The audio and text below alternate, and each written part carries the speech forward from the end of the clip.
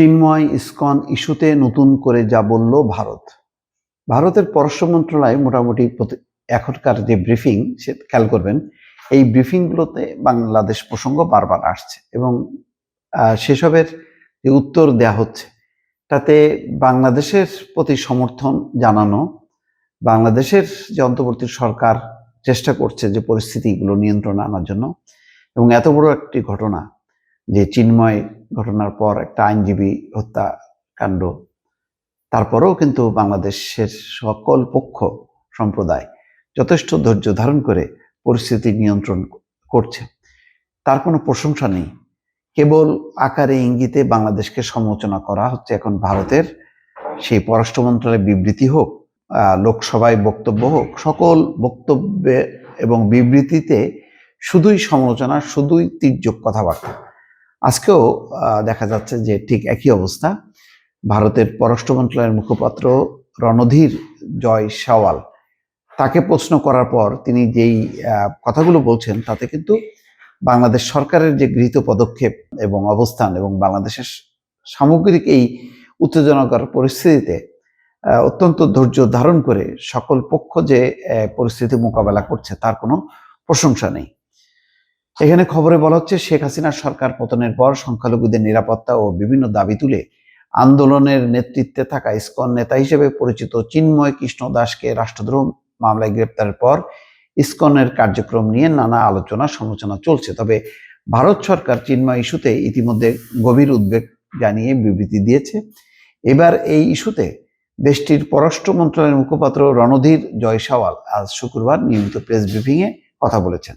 The Hindu পত্রিকা জানিয়েছে, বাংলাদেশের পরিস্থিতি নিয়ে প্রশ্ন করা হলে জয়সওয়াল বলেন, হিন্দু ও অন্যান্য সংখ্যালঘুদের উপর হামলার হুমকি ও হামলার বিষয়টি ভারত ধারাবাহিকভাবে ও দৃঢ়ভাবে বাংলাদেশ সরকারের কাছে তুলে ধরেছে।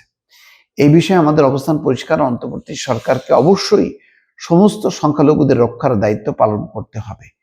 তো পালন কি করছে না?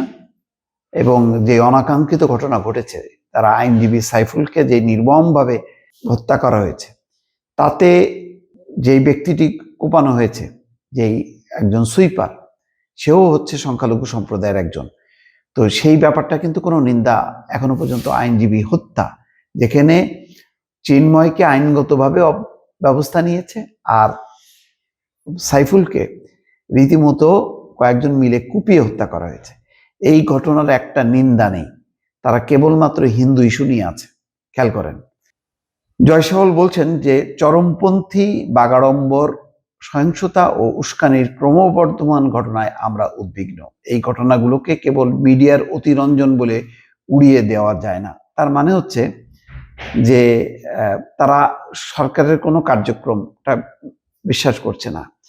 তারপরে সংখ্যালঘুদের নির্যাতন নিপীড়নের ব্যাপারে বারবার বলা হচ্ছে যে এগুলো হচ্ছে অতিরঞ্জিতভাবে প্রচার করছে তাদেরই রিপাবলিক টিভি নামে একটি টেলিভিশন। এবং আজকে ভয়েস অফ আমেরিকা তার জরিপে বলছে যে সংখ্যালঘুরা অতীতের সরকারের চেয়ে এখন অত্যন্ত নিরাপত্তার মধ্যে আছে। সংখ্যাগরিষ্ঠ জনমত হচ্ছে নিরাপত্তা দেয়া হচ্ছে, তারপরেও এগুলি কোনো মেনশন করছে না ভারত, দুঃখজনকভাবে।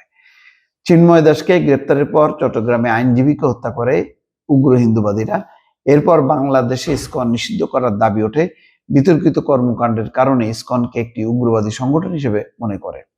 ভারতের পররাষ্ট্র মন্ত্রণালয়ের মুখপাত্রকে সাংবাদিক প্রশ্ন করেন, বাংলাদেশ সরকার ইসকনকে উগ্রবাদী সংগঠন আখ্যা দিয়েছে, এই ব্যাপারে আপনার মত কি? জবাবে জয়সওয়াল বলেন, ইসকন একটি বিশ্বব্যাপী সুপরিচিত সংগঠন যার সমাজ সেবার শক্তিশালী রেকর্ড রয়েছে।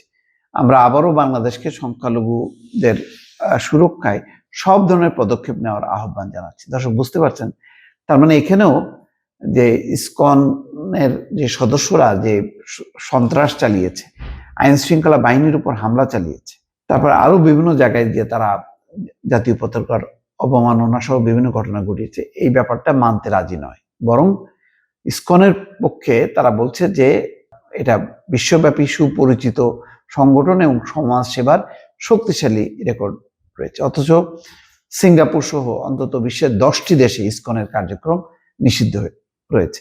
এই কথাটিও কেউ মানে প্রশ্ন করেনি এবং জয়সওয়ালও এটার কোনো উত্তর দেয়নি।